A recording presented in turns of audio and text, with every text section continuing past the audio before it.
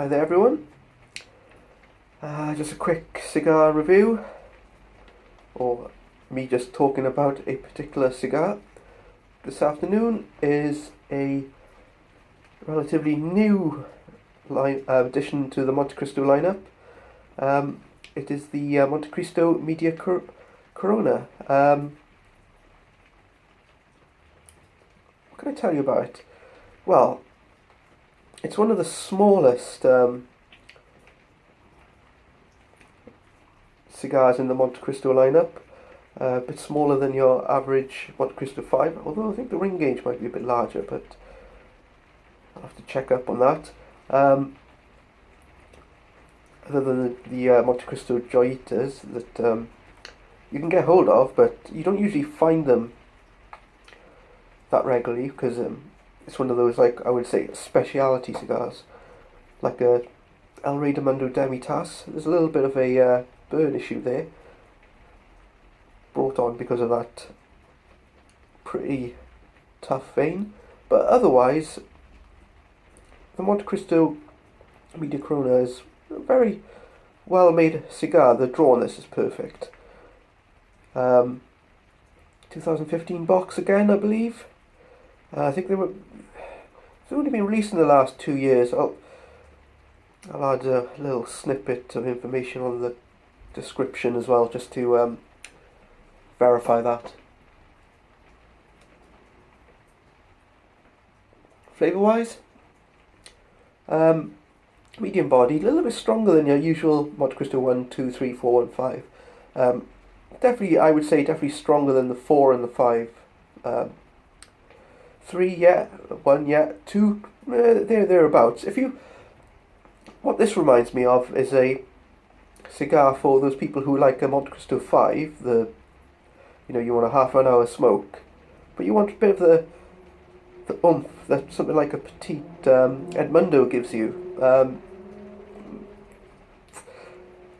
Whatever the Habanos folks decided when they decided to draw up the cigar alongside the I don't know, maybe a few years ago they decided, okay, we're going to do the H-Upman. I'm trying to think, it's half Corona. I was going to say Media Corona, but it's half Corona. I think pretty soon it's the same dimensions, just a different name. We'll make a Montecristo as well, but what can we base it on? Well, obviously a short smoke, you want a bit of a bump. You want, I think we are moving away from light-bodied cigar somewhat, as in the same way we're getting more thicker ring gauges.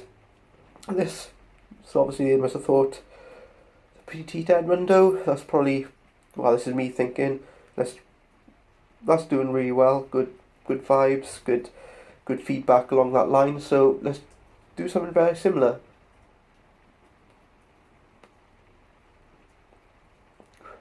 You got the whole coffee macchiato, you got like a smooth cocoa bean, cocoa coffee kind of flavour, bit of smoothness, creaminess. These are such brilliant little smokes. People have complained in the past that just just got rid of a bit of the ash, that the price point is more expensive than what you usually expect from this size.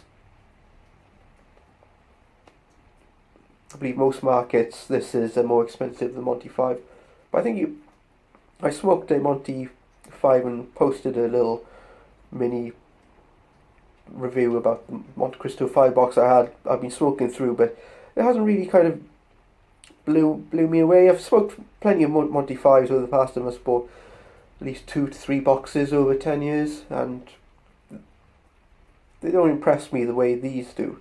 Whether the quality and the consistency that they will remain within the next 4, 6, 8, 10 years, I don't know. But thinking like some of the stuff that have been released in the last few years, the consistency has been quite well in terms of good cigars being continually good and bad cigars slowly getting better. I'm looking at the bigger stuff like the Montecristo Double Edmundo. It's been slated, but some people starting to like them. Some people haven't really bothered revisiting them, but never mind.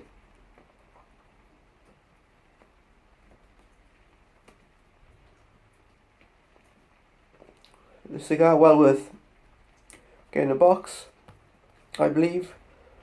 When you're out and about, you want to arrange like 3 or 4 cigars in your little travel humidor or case or whatever, and I think one of these are perfect. Just add it there, so you don't know what your day is going to be. You might have 2 hours, you might have an hour and a half, you might only have 30 minutes.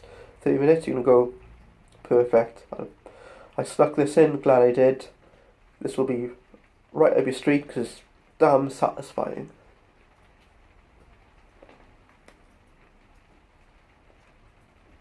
Stone Cold 90 plus cigar.